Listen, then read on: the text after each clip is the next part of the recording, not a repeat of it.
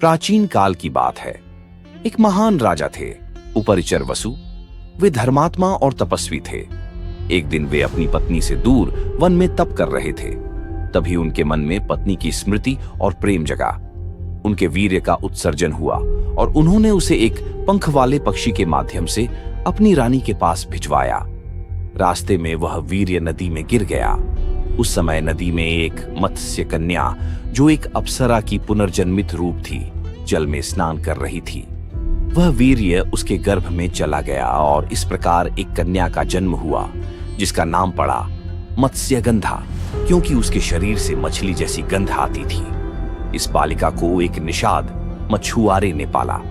वह नाव चलाने का काम करता था और मत्स्यगंधा उसके साथ बड़ी हुई। सुंदर और गुणी होने के बावजूद उसकी गंध के कारण कोई उससे विवाह नहीं करता था, लेकिन वह अत्यंत बुद्धिमान और विनम्र स्वभाव की थी। एक दिन महर्षि पराशर किसी यात्रा पर जा रहे थे और उन्हें गंगा नदी पार करनी थी। उन्होंने एक नाव मांगी और मत्स्यगंधा को नाव चलाने का कार्य सौंपा। यात्रा के दौरान पराशर मुनि ने देखा कि यह कन्या अद्वितीय सौंदर्य की धनी है और उसके अंदर विशेष दिव्यता है। उन्होंने मत्स्यगंधा से एक दिव्य संतान प्राप्त करने की इच्छा जताई। पहले तो मत्स्यगंधा संकोच में पड़ गई, क्योंकि वह एक ब्रह्मचारी मुनि से संबंध नहीं बनाना चाहती थी और उसे लोकलाज का भय था। तब पराशर मुनि ने उसे आशीर्वाद दिया कि वह कुमारी ही रहेगी, उसकी गंध दिव्य सुगंध में बदल जाएगी और उनकी संतान अत्यंत तेजस्वी, महाज्ञानी और कालजयी होगी। मत्स्यगंधा सहमत हो गई और उसी समय एक दिव्य तेजस्वी बालक का जन्म हुआ, वेद व्यास, जो कि महाभारत के रचयिता और अष्टावक्र ज्ञानी कहे गए। जन्म के साथ ही वेद व्यास ने अपनी माता से कहा, माता, मुझे अनेक कार्य करने हैं। मैं तपस्या हेतु चला जाऊंगा, किंतु जब भी आवश्यकता हो मुझे स्मरण करना, मैं प्रकट हो जाऊंगा। इसके बाद मत्स्यगंधा का नाम पड़ा सत्यवती, क्योंकि अब उसमें केवल सत्य और सुगंध ही थी। वह तेजस्विनी बन चुकी थी। समय बीतता गया। सत्यवती अपने पिता के साथ जीवन यापन करती रही। एक दिन हस्तिनापुर के राजा शांतनु गंगा नदी के तट पर शिकार के लिए आए। उन्हें दूर से एक दिव्य सुगंध आई और वे उस गंध की दिशा में चल पड़े। वहां उन्होंने सत्यवती को देखा और उसके सौंदर्य, तेज और मधुरता से मोहित हो गए।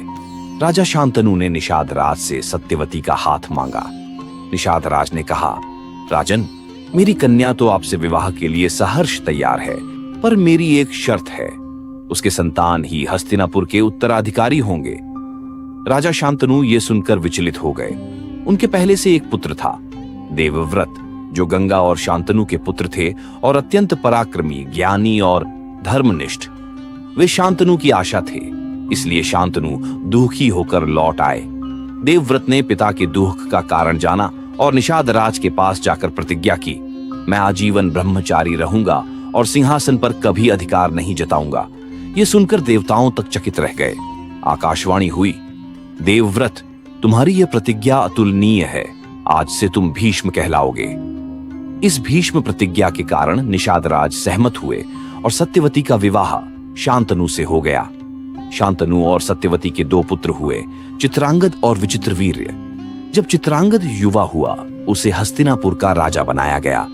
वह अत्यंत वीर और पराक्रमी था, लेकिन एक बार गंधर्वराज चित्रांगद से युद्ध हुआ, जिसमें वह मारा गया। अब सिंहासन पर बैठने का अधिकार विचित्रवीर्य को मिला। भीष्म ने उन्हें राजकाज सिखाया और स्वयं राज्य के रक्षक बने। भीष्म ने विचित्रवीर्य के लिए काशी की राजकुमारियों अंबा, अंबिका और अंबालिका का स्वयंवर जीतकर उन्हें हस्तिनापुर लाया, किंतु अंबा ने विवाह से इनकार कर दिया और भीष्म ने उसे ससम्मान छोड़ दिया। अंबिका और अंबालिका से विचित्रवीर्य का विवाह हुआ, परंतु कुछ ही वर्षों में विचित्रवीर्य का देहांत हो गया और कोई संतान नहीं हुई। सत्यवती को वंश समाप्त होता दिख रहा था। तब उन्होंने अपने पहले पुत्र वेदव्यास को स्मरण किया। वेदव्यास आए और सत्यवती के कहने पर उन्होंने नियोग के द्वारा अंबिका और अंबालिका से संतान उत्पन्न की। अंबिका से धृतराष्ट्र और अंबालिका से पांडु का जन्म हुआ। एक दासी से भी एक तेजस्वी पुत्र हुआ, विदुर, जो अत्यंत बुद्धिमान और धर्मनिष्ठ हुआ। इस प्रकार सत्यवती की संतान और वंशजों ने आगे चलकर महाभारत के महाकाव्य में महत्वपूर्ण भूमिका निभाई। जब सत्यवती ने देखा कि उसके वंश में कलह और संकट आने वाला है और महाभारत युद्ध की छाया गहराने लगी है, तो वह दुखी होकर वन चली गई। वहां तपस्या करते हुए उन्होंने शरीर त्याग दिया